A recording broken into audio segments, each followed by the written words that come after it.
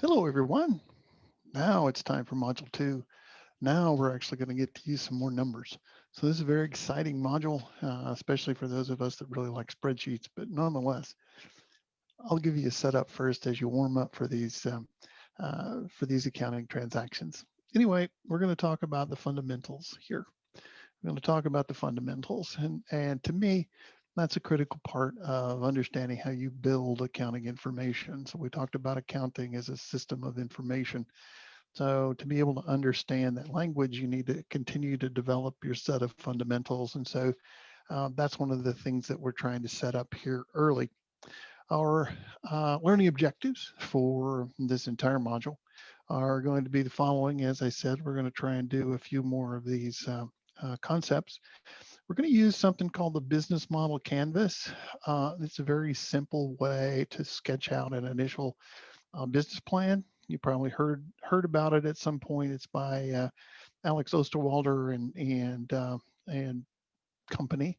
Anyway, it's a nice little thing that we will use, and the reason I'm going to use it is I'm going to try and link the accounting to elements of that business plan or that business model canvas. At that point, we need to think about, okay, what are the transactions? What are the economic events that are occurring? I mean, and then how do I match economic events with accounting transactions? Now, you'll also hear me talk about this fantastic 15. The argument is that I'm going to put forward is every organization, no matter how big or small, they only need 15 accounting transactions. That's it. You just have to be able to do 15 types. And if you can get those right, you can handle any of the information that comes at you, except for probably a few, you know, 5% that are going to require additional attention. But for the most part, those are kind of the routine ones that you deal with. So they are fantastic. All right. So that's the 15. And then one of the things we need to think about is categorizing that 15 with the accounting equation. So you might remember in module 1, we talked about this idea of if I've got an aggregate of information, how do I break it down into context? How do I get it into categories that I can understand? And so trying to make sense of things, trying to understand the pattern, all of those things are part of telling a story. And so, how do I start telling that story? How do I understand it? And how do I communicate it to other people?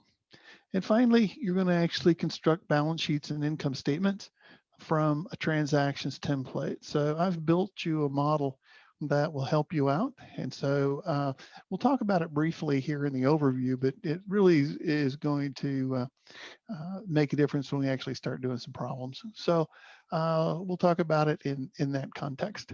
Okay. We come back to our 6 bricks. And so with our 6 bricks, as I said, we're looking at the business plan. We're looking at the 15 transactions it takes to track what's going on in an organization.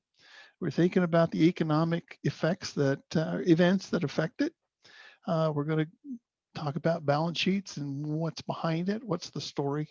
We're going to talk about income statements, and ultimately, we always come back to the idea of cash flow. So that's what we're going to wind up with. So to start with, we have a few of these definitions that you got to look at. The first one is just the idea of transactions. So it's the economic events that occur that require recording of financial in the financial statements. Okay. And so does the economic event affect your accounting equation? So that's what that one's about. The full disclosure principle. Okay.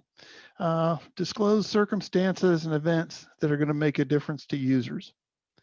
Okay. Full disclosure. That's the issue. So you might recall from our previous video, we talked about a line item in the balance sheet called contingencies. Well, that is not a complete economic event yet, in the sense that we don't really know what the liability might be from a particular lawsuit or dispute or something like that. However, we do think users would want to know. Okay, so that's an interesting challenge. So if you think about Boeing, for instance, uh, your users, they may not have any idea how they're going to settle all of this Max 737, all these issues. However, and so they don't have anything they can really put on their balance sheet or their income statement. But ultimately, people certainly want to know the status. And so the difference between disclosure and actually recording a transaction is what you're talking about there. The next one is historical cost compared to fair value. And this creates a tension between accountants and users because accountants want to record all transactions at historical cost. Why? Because it's verifiable. We know what we paid for something. Okay, and so the question then is, can we determine what the fair value of our assets are subsequent to when we purchase them? And so this is the issue. Okay, so the fair value in that situation, it's kind of like if you think about it as property, plant, and equipment. Okay, when you first buy it, it has a price that you charged, but as it gets older, it has less value. And so depreciation kind of offsets that in a sense. But other assets may have the same thing. In the extreme, you might have something like inventory that goes obsolete. So if you do have an obsolete inventory, then you can't record that at cost. You need to think more about the fair value. More recently, however, questions have focused on investments.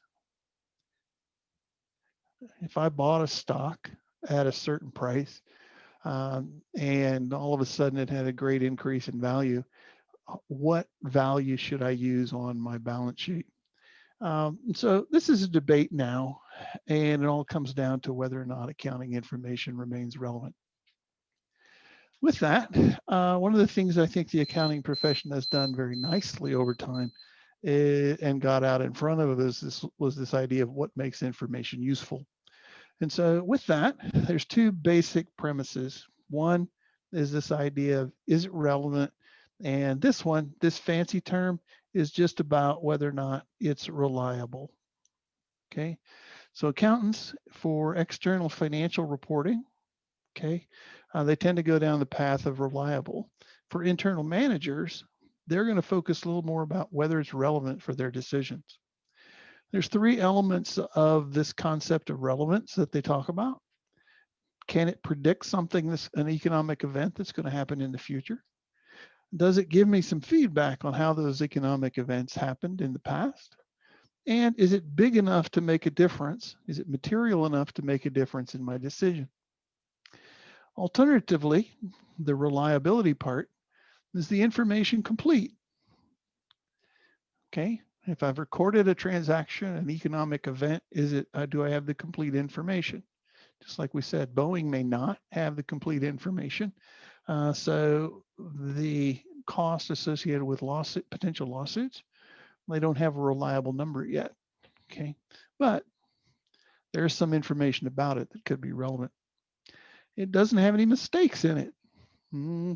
That's always an interesting challenge. And it's not taking a particular position. Okay, it's not trying to make the company look good or not as good. And then finally, we try to make it comparable from one period to the next. If you think about that in terms of just grades, if we went in and said, okay, this semester you get high passes if you did this, then we changed the rules and you can only get a high pass if you did this. Well, then you got lack of comparability. Same thing between professors. You're going to get different levels of different approaches to grading. Do you understand the information? Always a challenge. Is it timely enough where it makes a difference? And can I go back and verify it? All of those factors drive whether or not information is useful. I also find it helpful to think about that in the context of other information I might use. So if I'm interested in Yelp reviews, okay, how does that relate to this overall framework of information usefulness? Okay, if I went down through the process, how useful is Yelp information? Well, we go out of our way to use it, find info, and react to it. However, what characteristics does it have in terms of really helpful information? All right, with that, we finished the first part of our Module 2 videos, and I will see you again in a little while as we go and do the next one. So thank you for playing video poker with us, and we'll talk to you a little bit later. Take care.